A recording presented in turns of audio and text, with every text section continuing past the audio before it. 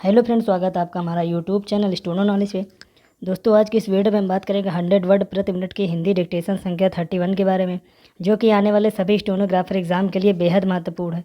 तो चलिए फिर दोस्तों, ज़्यादा देर न करते हुए यह डिक्टेशन स्टार्ट करते हैं। संसद के बजट सत्र का दूसरा हिस्सा जब से शुरू हुआ तब से दोनों सदनों में हंगामा जारी है। इन हंगामों के बीच दोनों सदनों की कार्यवाही सोमवार तक के लिए स्थगित कर दी गई। कहना कठिन है कि आगे संसद में कामकाज सही तरह से हो सकेगा या नहीं।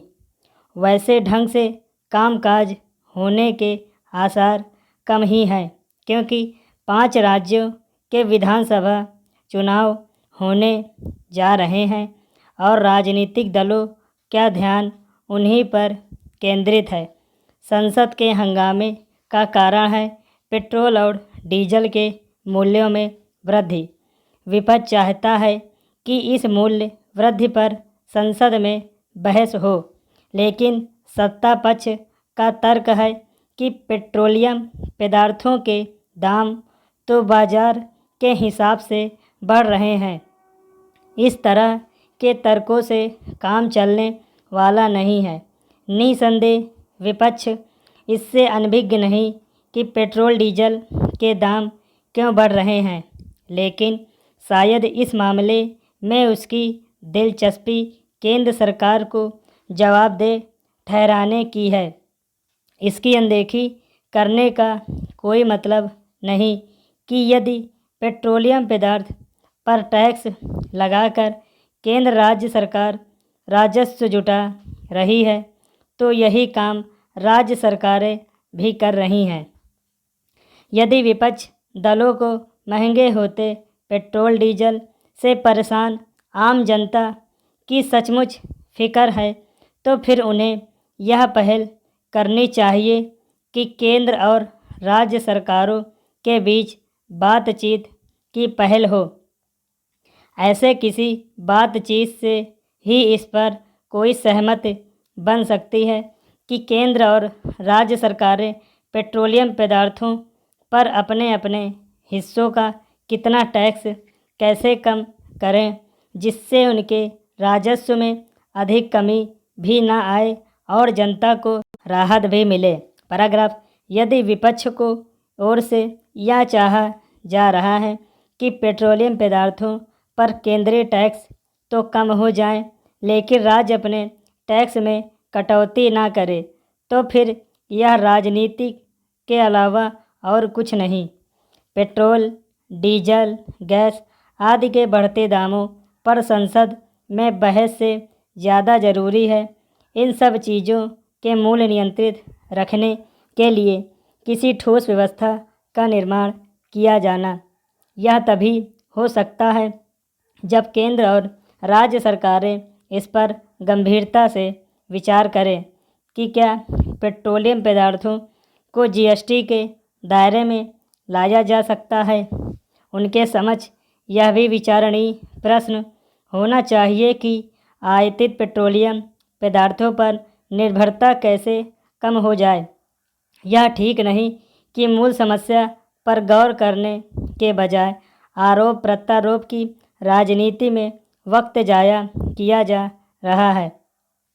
कम से कम संसद में तो यह काम नहीं किया जाना चाहिए। राजनीतिक दलों का काम किसी समस्या को लेकर संसद में हंगामा करना नहीं है, बल्कि उसका सही समाधान खोजना है। पैराग्राफ। गरीब और मध्यम वर्गीय लोगों को बीमारी की मार कहीं का नहीं छोड़ती। इलाज में घर बार तक बिक जाते हैं। इसी तुषारपात से बचाने में बड़ा रोल निभा रही आयुष्मान योजना। हालांकि यह विडंबना ही है कि चिकित्सा एवं स्वास्थ्य विभाग के खूब प्रचार प्रसार के दावों के बावजूद प्रदेश के 1 करोड़ से ज़्यादा पात्र परिवारों का अभी तक आयुष्मान कार्ड ही नहीं बन सका है। सूरत हाल को सुधारने के लिए योगी सरकार ने बुधवार से आयुष्मान पखवाड़ा शुरू किया है। इसके तहत 24 मार्च तक लाभार्थियों का मुफ्त में कार्ड बन रहा है। अभी तक जन सेवा केंद्रों को 23 रुपये चुकाने पर ही कार्ड बनते थे। सरकार ने यह शुल्क खत्म कर दिया। कार्ड धारक परिवारों को सरकारी या चिन्हित निजी अस्पतालों में 5 लाख रुपए तक का मुफ्त इलाज कराने की सुविधा दी जाती है। यह चिंताजनक है कि प्रदेश के 1.06 करोड़ परिवार अब भी ऐसे हैं जहां किसी भी सदस्य का आयुष्मान कार्ड नहीं बना है। यह आंकड़ा कुल पात्रों का 63% है।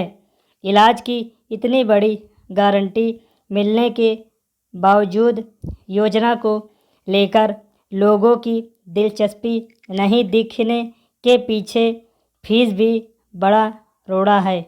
गरीबों के पास आर्थिक संकट होता है, जो चुका सकते हैं वे भी शुल्क चुकाने में कतराते रहे हैं। इंटरनेट और चक्कर लगाने जैसी परेशानी भी गरीबों के कदम ठिठकाती है। सर्वविदित है कि ग्रामीण अंचल में जन सुविधा केंद्रों की कमी है और इंटरनेट का नेटवर्क ठीक नहीं रहता। इससे ग्रामीणों के काम अटकते रहते हैं। अब तो फीस माफ़ हो जाती ही है। आशा वर्करों को भी 10 रुपये प्रोत्साहन के लिए मिलेंगे ताकि वह ज़्यादा से ज़्यादा लोगों को कार्ड बनवाने के लिए राज़ी करे। इतनी सुविधाएं और व्यवस्थाएं करके भी अगर कार्ड बनने में कहीं कोई ढिलाई होती है तो सरकार को सख्ती दिखानी चाहिए। सीएमओ और अपर निदेशक के साथ साथ डीएम और मंडलायुक्त को भी जवाबदेह बनना चाहिए ताकि इस जनोन्मुख योजना के हर हकदार तक लाभ पहुंच सके।